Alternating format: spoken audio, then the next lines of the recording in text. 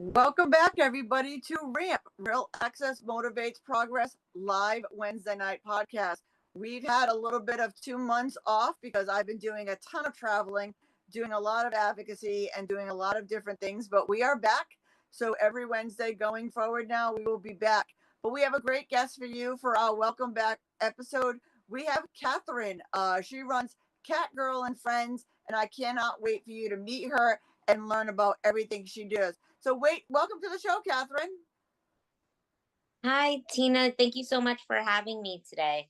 Oh, I'm so excited to have this conversation with you and let everybody know all the wonderful things that you do. So let's start off by introducing yourself and tell everybody what you do. So, as you mentioned, my name is Catherine Magnoli, and I am the founder of KatGirl and Friends Inc., which actually educates children about inclusion through literature. I'm actually a children's book author of The Adventures of KatGirl as well. Tell everybody a little bit about KatGirl and what some of the books that you do. They're amazing, by the way. I have read Thank them you. all, so they entertain adults as well. But tell everybody a little bit about your books and what are some of the things that are included in your books. So, The Adventures of KatGirl is about a superhero in a wheelchair, and she helps kids who are being bullied. And I don't just focus on, the topic of bullying people in wheelchairs. Each story, there's 4 stories in the series, deals with a different kind of bullying. So we have, as I mentioned, bullying children in wheelchairs, bullying children who are deaf, bullying children who are overweight, and the topic of racial bullying, which unfortunately has become a big epidemic in the past 10, 15 years. That is amazing. How long have you been doing this and how many books have you written so far? So I have been writing the Adventures of KatGirl series since 2009. I was first inspired to write it after becoming a volunteer teacher assistant at a school called Kesher LD. It's for children within the autism spectrum and other learning disabilities.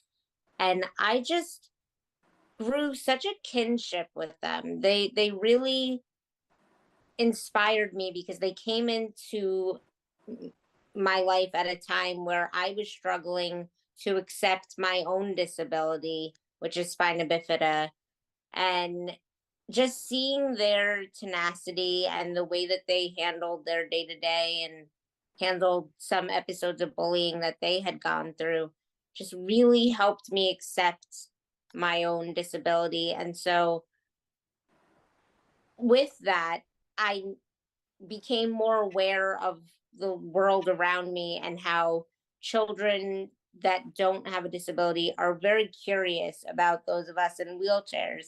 I'm sure you've experienced a lot of stares and questions and so forth. And so, putting all these ingredients together, I was like, how can I educate those without a disability and inspire those with a disability?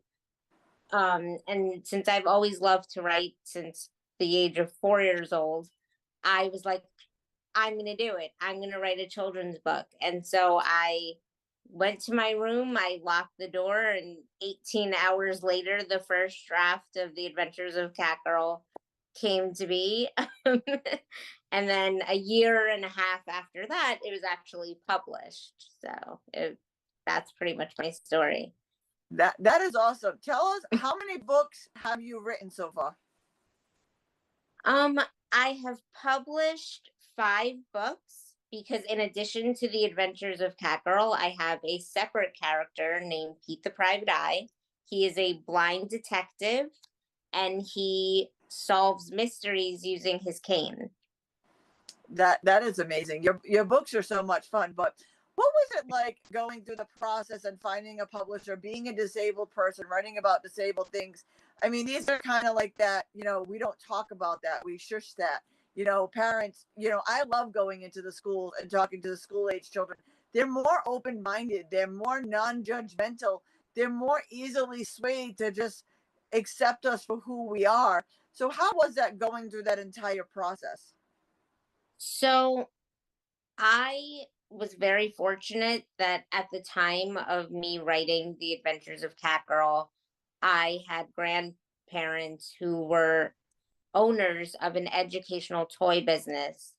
And they got wind through my mom that I was writing this story, and they were like, we want to help her publish it. So they actually used their resources of a company that was publishing their brochure at the time to help get it published.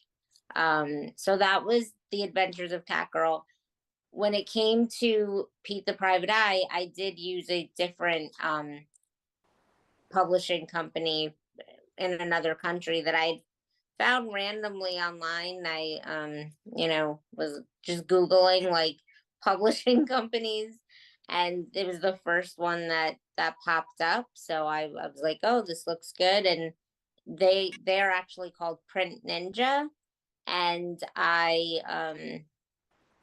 how it works is you put in all the information of the pages, the amount of words, the type of font you want, the type of paper you want, the how the cover should look, and then it gives you like a calculation of how much it'll cost. You pay it, and within I think a month they deliver it to you. They ship it to you. It's really great. That's amazing. So it's basically like self-publishing. You write Yeah. all the book, you put it online. So there was no like interaction with anybody about, whether they liked it, not liked it, or, how has it been selling? Well, actually, I'll go back to The Adventures of KatGirl. As I mentioned, it was done by a company owned by my grandparents. So I wouldn't exactly say that nobody said that they didn't like this and that. They actually were very hands on in the editing process and made sure that the story went in the direction that they felt was best for it to go in, which as an author, I personally get very um attached to the stories that I write. And so that was a little difficult to navigate, especially because it's my grandparents, so I want to be respectful. And but like, having differences of opinions sometimes was a little hard, but in the end I love all four of my stories, and they definitely, I'm glad I listened because it did turn out exactly how it should have been. Oh yeah, it's great getting feedback because we have it in our minds one way from our point of view, but opening our perspectives to another point of view, makes the story go in a better direction. Like I said, your stories are fantastic. You don't happen to have one of your books handy that you can kind of show everybody what it looks like? Let me actually see. Give me 1 second. See how easy it is when you're in a wheelchair? We just roll around and we can go and grab whatever it is that we need to grab.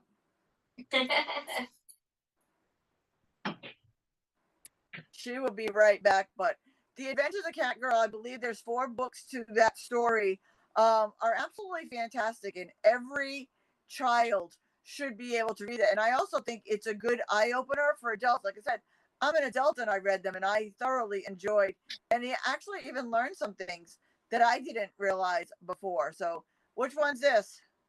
I did find The Adventures of KatGirl in the Spelling Bee.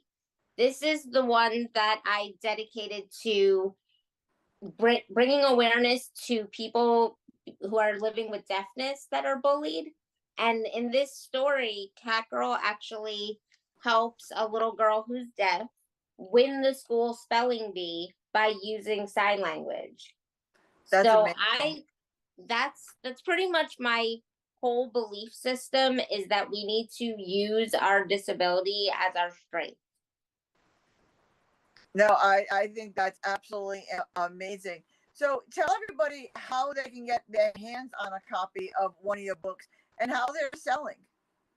Well, they are actually, so for now, they're solely on my website, which is catgirlandfriends.com.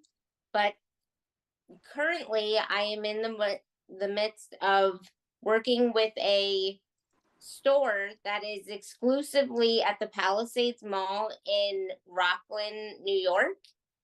And they have a store called Bridges, which is to showcase entrepreneurs with disabilities and showcase their products. So they contacted me about a week ago, and we're kind of getting the logistics of pricing and so forth, squared away. And I will be able to, ship them a portion of my inventory, and they'll be putting it on their shelves. I have to tell you, Bridges is absolutely amazing. One of my dear friends and board member, she created the Lap Snap, which is a shopping basket for wheelchair users that straps right to you. It's amazing. And Wow. Bridges sells her product. She's actually been out there, to demo her product and everything. And Bridges actually sells her product as well. So Bridges is amazing. So it's so amazing that you can set up. But give your website again so those who aren't in New York can still get their hands on one of your stories. So it's catgirlandfriends.com, and catgirl is spelled KATGIRL and AND, friends FRIENDS.com. And we will put that in the comments below so that way you will be able to just click on it and go check out some of the stories. But tell us a little bit about what it's been like since 2009 writing these stories and the feedback that you've been getting from the communities. I mean, it's such an amazing experience that I've had since then. I can't even believe that it's been as many years as it has, because it seems like 1 or 2 years, honestly. That's how much fun it's been. I mean, it started out slow. I really was just kind of calling up schools like, hey, I have this book. Can I come, read to your kids? And sometimes I would get a yay, and sometimes I would get a nay. Which, I learned is just a part of the experience. But now it's like I just get emails from people that I've never met, and they're like, hey, I heard about you from so and so. Are you available to come on this date? We're having, a career day, or we're having an anti-bullying event. We would love for you to be a part of it. So it's really more word of mouth now. And I love, and which is great, but I also love the emails that I get from the schools that I went to like 10 years ago, and they still invite me back. So that's really, really cool too. Yeah, we just met out in Miami when I was out there to see the Camp Shake a Leg Miami, and we got to go out sailing together. And we got to get with a group of people, and two of the models just happened to be preschool teachers, and they were so excited about your book. Anything come of that? Not right now. I know they're both very busy. I mean, not only, as you said, are they preschool teachers, but they're models. So they have very busy schedules. So we're trying to figure something out there as well. But they were just so open-minded and adapt. They just loved what you were doing, and they couldn't wait to bring it back to your classroom. Like I said, I was proud for you to hear the response from them, that they were so excited to be involved.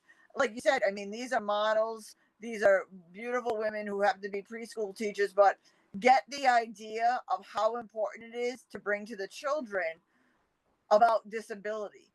Do you find that a lot when you go out and you talk? Yes, I do. It's funny because not only does my book open the conversation about disability, but it opens the conversation about bullying. So a lot of the time, kids with and without disabilities will be like, I was bullied in third grade, or I was bullied in kindergarten, or, and so it brings out that conversation, which to me is a form of inclusion, because it shows that you can be with or without a disability and still have someone that's going to, maybe not treat you the way that you deserve. Yeah, no, that is so true. Now, besides your cat girl and your book writing, you are an amazing disability advocate out in Miami where you live. Tell us a little bit about what you've been advocating for and what is some of your hot topics. So I would say in the last 3 years, my advocacy world has really broadened.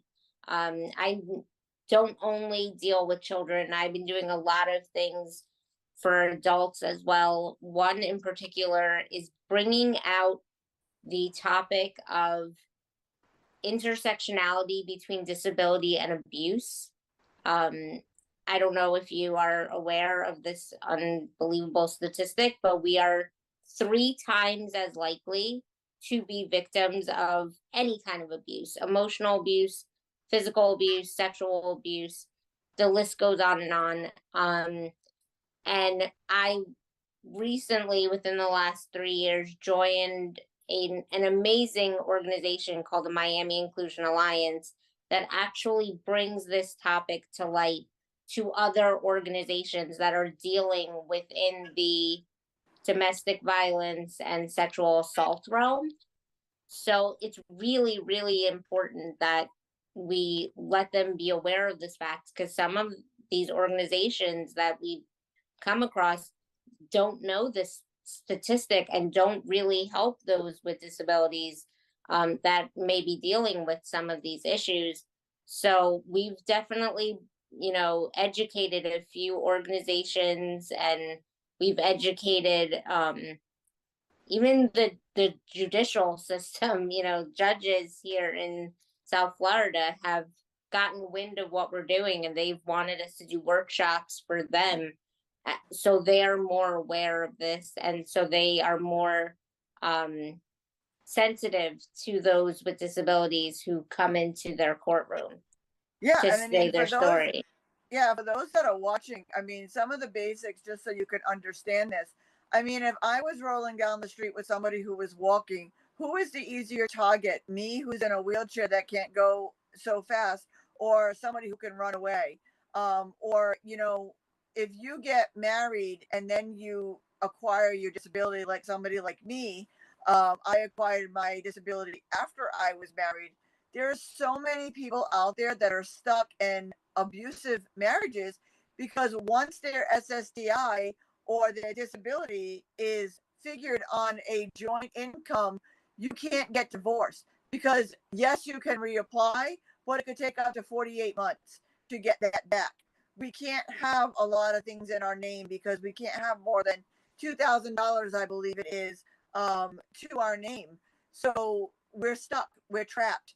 There is no way out. We can't live without money. So many people live in loveless, abusive marriages because they can't get away or they can't make it financially on their own because SSDI is not a living wage. Most people get between $800 and $1,000 a month if they get SSDI. So those are just some of the kind of ideas of what Catherine is talking about, why we are 3 times more likely to be abused because we are literally at the hands of everybody else.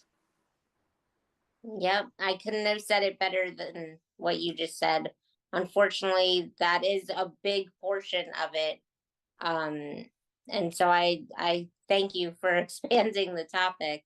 Yeah. In addition to Miami Inclusion Alliance, I've also gotten into a lot of public speaking at the university level, where I go into universities and I talk to, future doctors and physician assistants and teachers, and I talk to them about disability etiquette and how to treat a patient or a student that goes into their classroom, because a lot of the time, I can speak from my experience, my teachers didn't really know how to navigate the whole, how do I include, this person with a disability amongst all these people that don't have a disability. And that's not to blame them, they just weren't educated at the time. And so I definitely think that it's important for people with disabilities to share their experience, strength, and hope to those that are coming up into those careers, and tell them, like, hey, this is what needs to be done. Yeah, no, I totally agree because I do the same thing out and about. And, one of the things I really enjoy doing is talking to upcoming OTs and PTs because, they'll do their practicals on each other. But, how much are they doing that? They're in a classroom, but when you bring somebody like us in, when, we can show them different things and we could do hands on the way that we are is really eye opening to them. And etiquette is so important because me and we're both in wheelchairs, but we both have definite different abilities. We both can do, or our range of motion or our range of activity is completely different. I Hmm. remember being in a room of 35 wheelchair users and not two of us were alike. The best thing that people can do is treat us like normal people and ask because we can all do something a little bit differently. We can all somewhat get to the point of it, but the best way we could say is ask. Don't just assume we can't do it. Ask, because I'll tell you, I was swinging a sledgehammer and knocking down a house, and people didn't believe I could do that. So, best free therapy ever, by the way. Everybody needs to try it. No, and I just want to expand a little bit on what you said, because I actually, and I forgot to mention this, one of the things I do is I talk to OT and PT students as well. Most recently, I went to St. Augustine University in Coral Gables, where I talked to the physical therapy students. And I loved what you just said, that not every wheelchair user is the same, but I want to take it one step further, because not everyone with the same diagnosis is the same either. Like, for example, people with spina bifida were actually called a snowflake disability because there's no two people with spina bifida that are the same. Um, Honestly, I mean, because it's such a wide spectrum. I think there's 5 levels of spina bifida. So there's people that can walk with a cane or a walker, but then there's people like me that are, wheelchair users.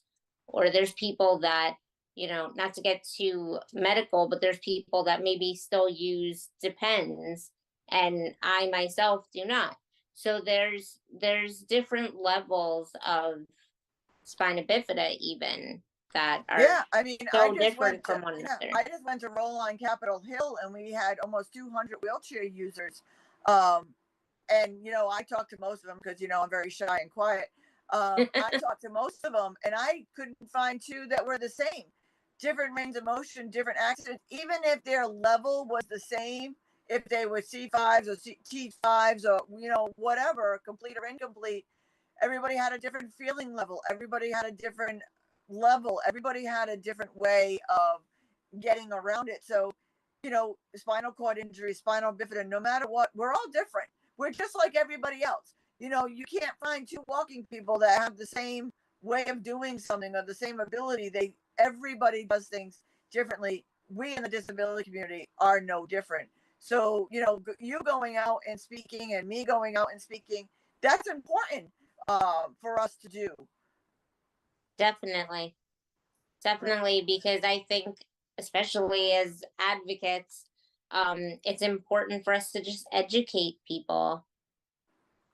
That, What do to you me, find? Yeah. yeah. What do you find is the most surprising thing for people when you go out and about?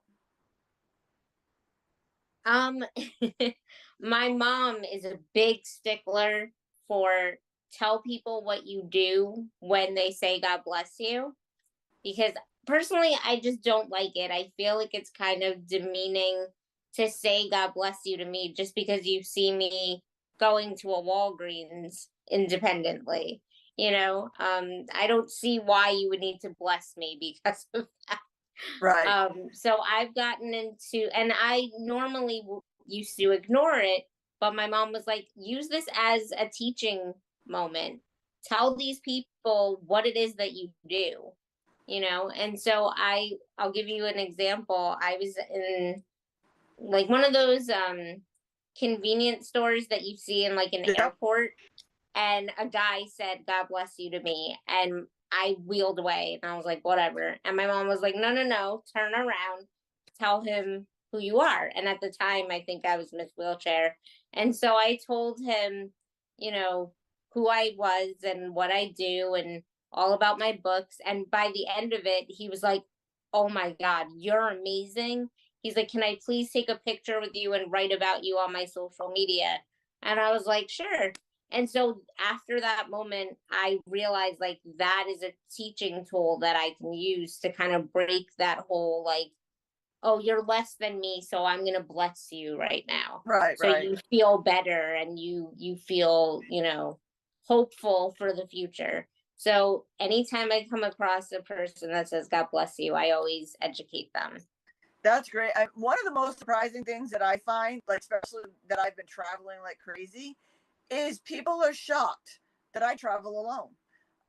They're like, let somebody watch that for you. I'm like, I am that somebody. Or let somebody take that suitcase for you. I'm like, I am that somebody. Like, people are so shocked that Yeah. I travel alone, but Velcro and strapping things to your motorized wheelchair, you can roll through anything and you can take anything with you. It makes life really easy. But I think people seeing me rolling around by myself through these airports, at these events, at these conventions, is eye opening to them, saying she doesn't need help. You know what I mean? She's just like us. She just needs access.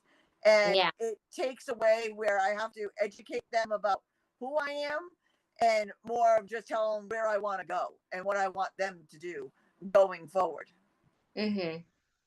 No, I agree because when we are in a situation that we're on our own, it's really up to us to tell people like this is what I need, this is my limitation, this is what I can do. So these are all important things to know and to feel comfortable expressing to whoever's around you. Yeah, I mean, when I went out to Miami, me, Harry, and Claudia went out sailing, just the three of us. And everybody's like, "You need somebody with you?" I'm like, "No, we're fine." Three wheelchair users out in the water in Miami, was kind of shocking to people. I'm like, "We're good." Yeah.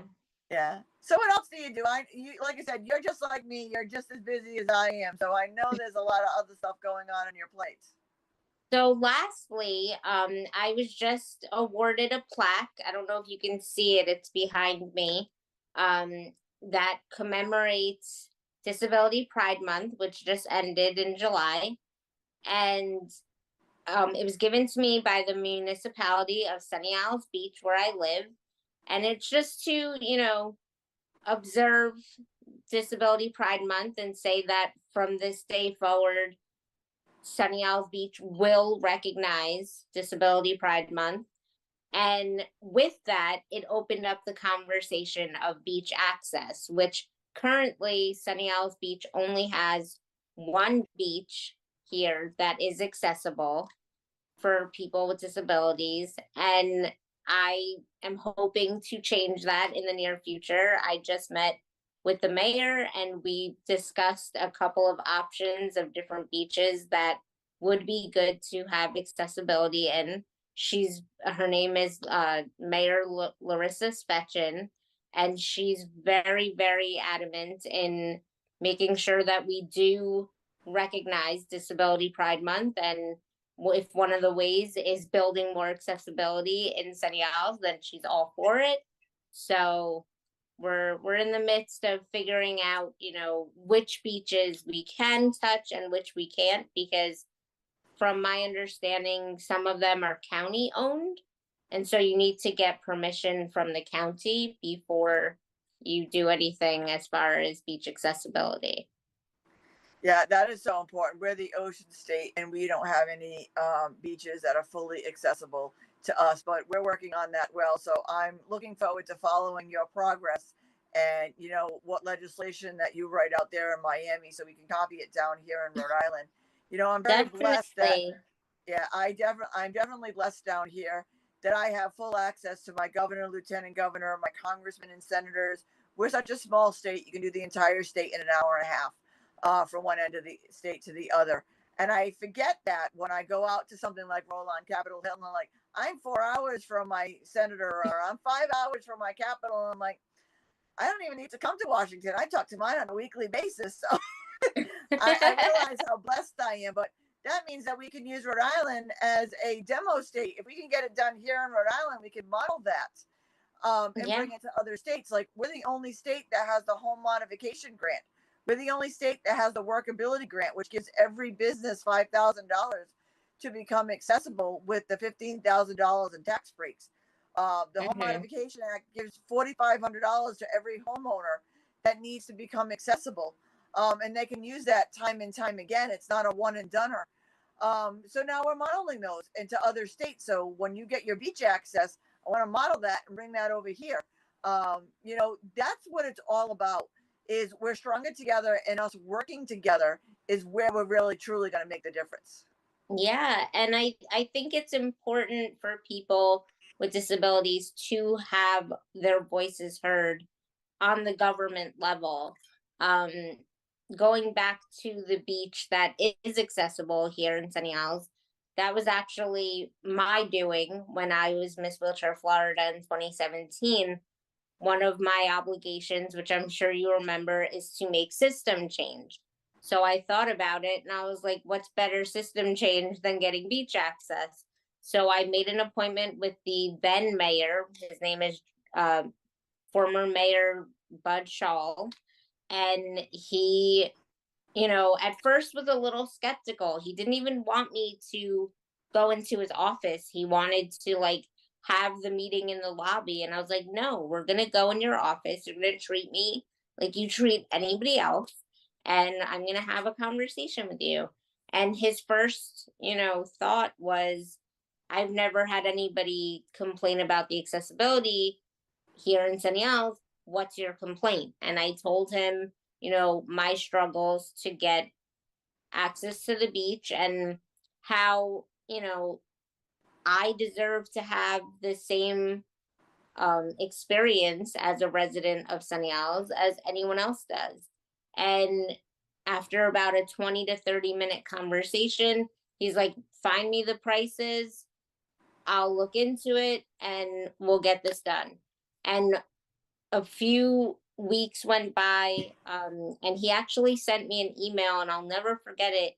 He said, thank you for educating me. I can't fix what I don't understand. Yep. And that was such a powerful email to receive. Even today, I would be just as touched, even Yep. after all the advocacy I've done, because that's the real uh, point of it all for me, Yeah. is to just Positive. Yeah. educate people and have them understand. Positive advocacy and education is the most important. Throwing people under the bus, throwing words out there, being negative at any time, you will never get those people to change their mind or change their perspective to open it up. But as we're nearing the end of the hour, tell everybody why it's so important to be in touch with Cat Girl and Friends and get those books. Give us your 1 minute wrap up. Okay, so 1 minute wrap up. When I was young and I was new to a school that didn't have disability inclusion in it, I was given a book that changed my life. It was called Joni. I have it till today. I've read it a million times. It's about this woman that has a spinal cord injury, and it just really inspired me. And so, with that, I have written a series of books that I'm hoping will get in the hands of someone with a disability or even without a disability and inspire them the same way that Joni inspired me 30 years ago. So definitely everybody go to catgirlandfriends.com. Go on, get your books. I'm telling you, they will definitely be something you need to have. Kat's going to send me a couple of them so I can have them out here so I can help selling them for her. I've read them, but I don't actually have a copy. So she's going to actually sign some copies for me.